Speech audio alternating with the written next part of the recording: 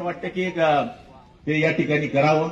मी तपास करतोय, नगरपालिका हद्दीमध्ये आहे, त्यामुळे डीपीटीसीतून देता येतं का? जर ते देता आलं तर तुमचे पैसे वाचले, कारण की तुम्ही मी काय अलग नाही आहे. पण आपल्या मार्केटची शोभा जर वाढण्याकरता सगळ्यांची मदत होत असेल तर निश्चितपणाने आपण ते करण्याचा प्रयत्न करू. तुम्ही मुद्दा काढला तो एकदम बरोबर काढला. ते काही लोक आहे ना चमको आहे, ते त्यांना माहिती होतं 28 तारखेला हे डिक्लेअर करणार आहे आपण कृषी अधिकारी आणि कलेक्टरच्या मीटिंगमध्ये. तर त्यांनी तो मूर्छा बरोबर त्याच टायमाला काढला. म्हणजे कसं हाड्याचं बस टंग चमूडणं. अरे बाबा उन्मेष दादा, तू 5 वर्ष खासदार होता, ती बोंब पडली तुझी रे, कुठे चाला नाही बाबा तू. आता काय शेतकरी सांगतोय मोर्चे पिक्चे, तो तुमचा धंदा नाही, तो आम्हाला धंदा आहे, आमचा धंदा आहे. आणि शिंगाडे काढत 10-20 लोक आहेत हो.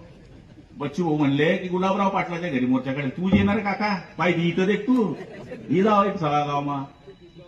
हे विनाकारण चुकीच्या गोष्टी करणं मला पटत नाही.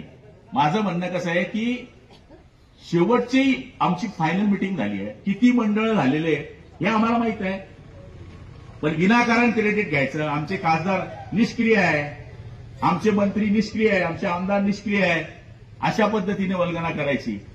मला तरी असं वाटतं की जेडीसीसी मार्फत हे का नाही बोलले की जळगाव जिल्ह्यामध्ये लोकप्रतिनिधी जेडीसीसी मार्फत पहिली आपली बँक आहे की विना व्याजाने कर्ज देती. हे का बोलत नाही हे लोक? शेतकऱ्यांना लुटताय हे बोला ना. मी भाऊसाहेबांना हे सांगणार आहे, ते आज कार्यक्रमाला नाही आहे, की पहिली आपली जिल्हा मध्यवर्ती बँक आहे की जी बँक शेतकऱ्याला माझ्या माहितीप्रमाणे 3 लाखाला विना व्याजाने पैसे देते, 0 व्याज. आणि तुम्ही शेतकऱ्याची काळजी करत नाही. आणि आम्ही महायुतीची लोक शेतकऱ्याची जी काळजी घेतात ती तुम्ही काळजी घेत नाही. आणि मला तरी असं वाटतं की आपल्या कार्यकर्त्यांनी बोलतं चालतं माहीत झाला पाहिजे. आपण हे बोललं पाहिजे. आपण बोलत नाही, कोणीतरी काही येऊन बोलून जातो, टिपकी मारून चालला जातो. त्यामुळे जे चालतंय ते चालतं.